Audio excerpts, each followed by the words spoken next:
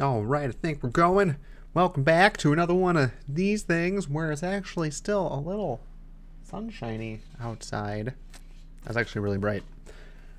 The sun's very bright coming through those blinds. I can see it like back there, which is really weird. That's not as pronounced. That looks very bright. That looks very, very bright. It does not look that bright to me. It looks very, very dim yellow. Also, I don't know if you're like looking at the back of my head. Sorry about that.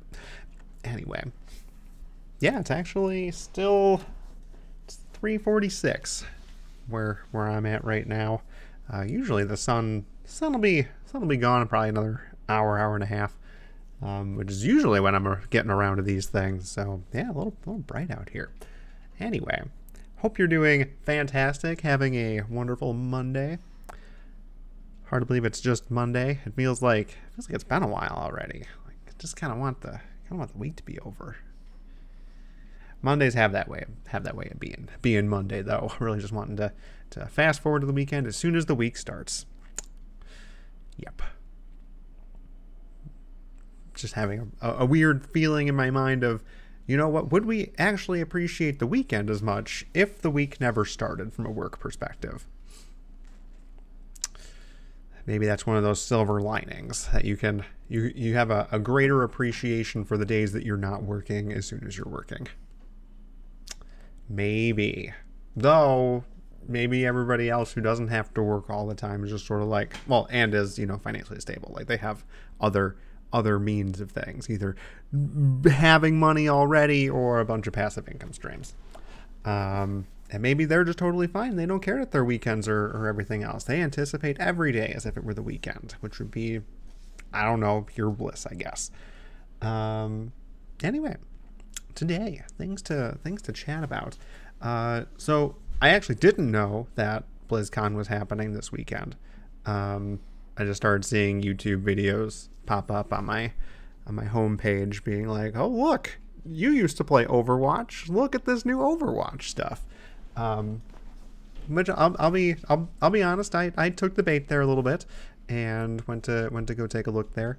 I forget what year it was when I was just like playing a ton of Overwatch. Like it was like the only thing that I was playing. That's not even fair to say. It was the only thing I was doing, really. I was working, and then as soon as work was done, it was just Overwatch, and that was it. And it just ate up a ton of my time. I think it was probably just months. It was probably like a 6-month stint that was like all I was doing. Probably not amazing to be doing that. Putting all your eggs in one basket, as the saying goes, as far as just doing things that you enjoy perspective.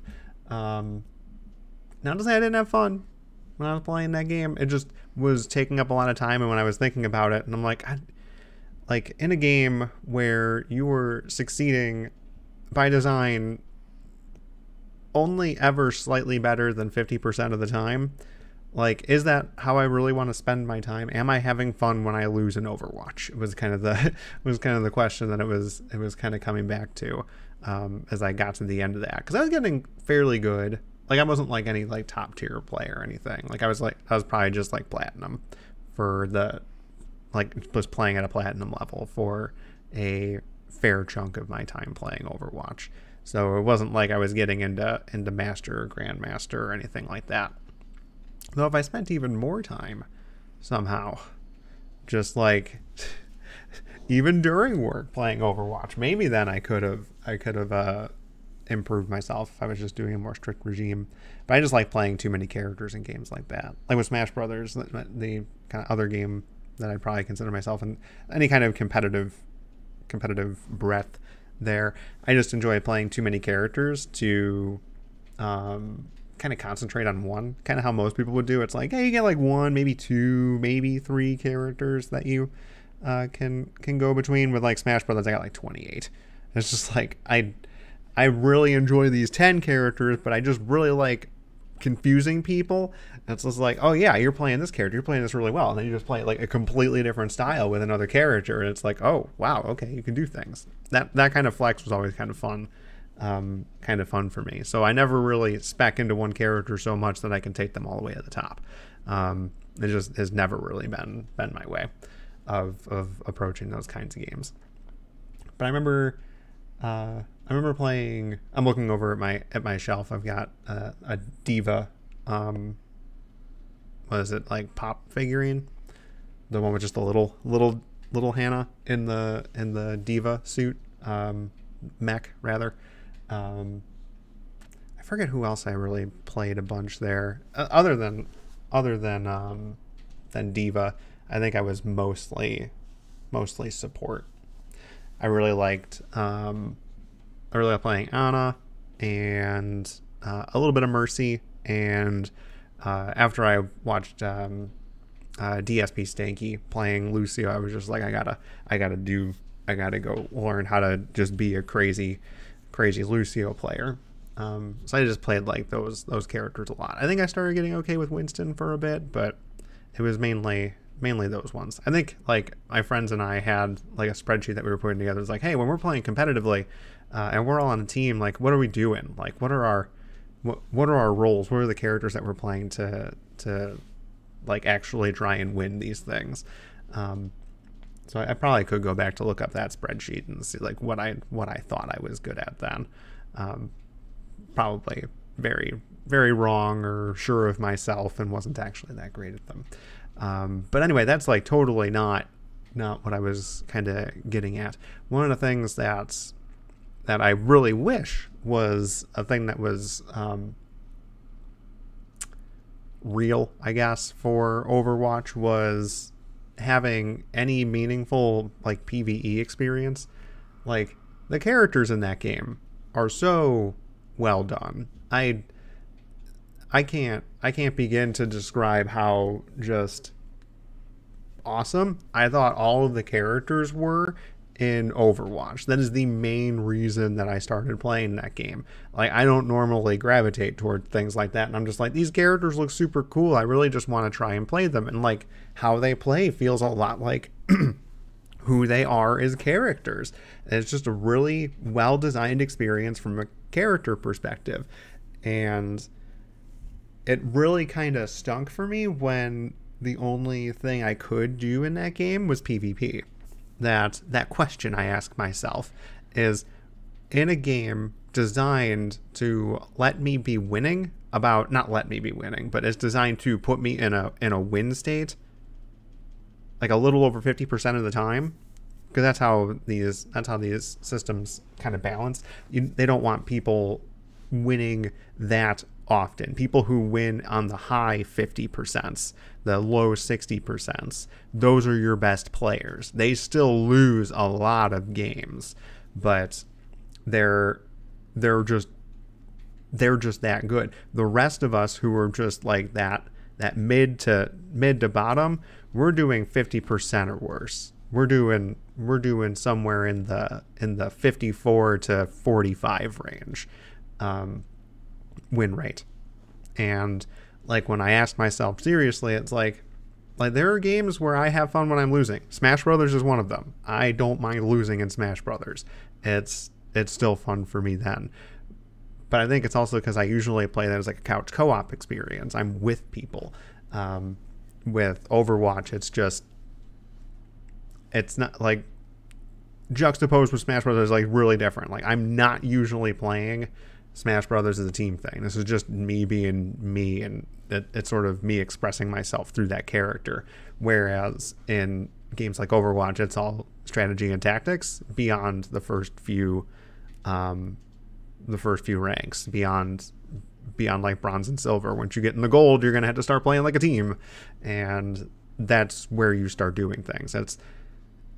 It's not just, are you having a good time? It's, is your team having a good time? Is your team some people you enjoy being around when the whole team loses? When you lose, your team loses. And are you satisfied being around other people? Are you satisfied being around those people when they lose? And resounding no for me. The people that I played with and the people who I would just land into parties with were not people I enjoyed being with when they lost. So that was a really big thing. It's just like, it's a shame. I love these characters. I wish I could play this game on a scale where I'm having a good time more often. Even if that means I'm losing, it's just if they have tools in place to put you in a scenario where even when you're losing, you're having fun, then maybe that's something that would be good to go back to. And that's kind of what they were looking to solve with Overwatch 2 when it was announced. I don't know, 15 bajillion years ago. I'm not sure how long time works anymore. But even when I was playing it, that was something that was being talked about. It's like, oh, there's like a PvE oriented Overwatch game, and I got pretty excited for that, and I'm still fairly excited for that. Being able to play those characters in mission settings where, even if it is a bit repetitive, you're playing as these characters, engaging with these characters in more story-driven ways than you currently do in PvP. Like, all of that story is based on just stuff extrinsic to the game. You're getting a bunch of cutscenes, or cinematics rather, that have nothing to do with moving a payload, or King of the Hill, or anything like that. It's just objectives things. Your story is completely put together outside of it in comics and cinematics, where games are really good at being able to tell stories in a medium beyond that. They're interactive. They're just good that way. So whenever they had like PvE type missions, I was like, oh, these are kind of neat. I wouldn't mind playing that. I usually get back into the game a little bit to play those missions, but they're very, very repetitive. Like, even PvP is very repetitive, but those things are just the same exact mission over and over again, rather than like 6 maps over and over again, you trying to play a character that you like. So PvP is not that much more much more to do than the PvE experience was, but it was enough to be like, yeah, the PvE is boring. So seeing them actually talk about the Blizzard team actually talking about revisiting that whole setup and making that engaging is good to see. Like, I don't really want to know what happens to my time when something like that does come out, and I probably cave and go to check on how some of my favorite characters from the game are doing in that environment. But it'll be kind of cool to see having a designed PvE from the start experience for Overwatch and its characters. It feels like it has the potential to be something like a Marvel Cinematic Universe type setup. Like, the stories that they are trying to tell in those cinematics for Overwatch are very akin to a bunch of superheroes coming together and learning to work together.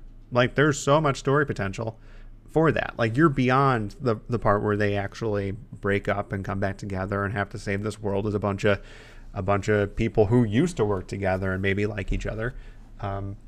There's a lot of room for really good storytelling there, and being able to do that beyond just PvP and stuff external to the game. You actually get to experience storytelling as a part of just interactive gameplay. That'd be cool. And it sounds like they're trying to do that kind of thing. We'll see kind of how it turns out. It's something that I wanted for a long time. So, yeah, actually have games tell stories other than just shoot each other in the face a lot. Cool. Anyway, yeah, so that was just some thoughts on Overwatch and a PvE experience. And I'm saying that too. Like, I keep using some lingo there. Player versus environment. PvP is player versus player. Competitive, like against another human.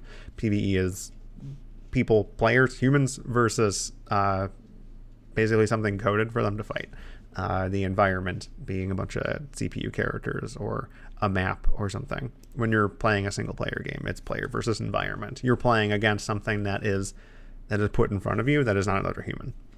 So yeah, probably could have led with that. That way people who aren't just right at the end of the video are just like, oh, that's what he meant. But yeah. Anyway. Yeah.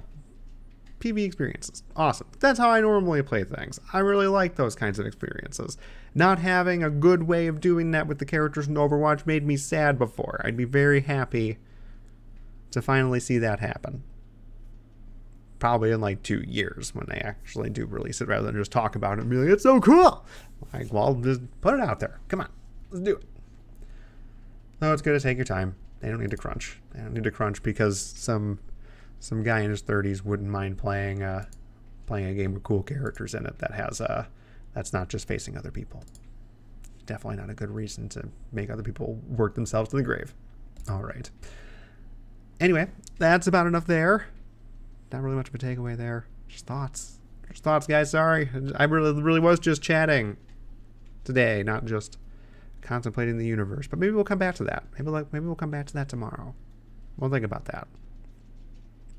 Just a little bit. Anyway, hope you're having a wonderful Monday and continue doing that into your Tuesday. And we'll catch you in the next one. See ya.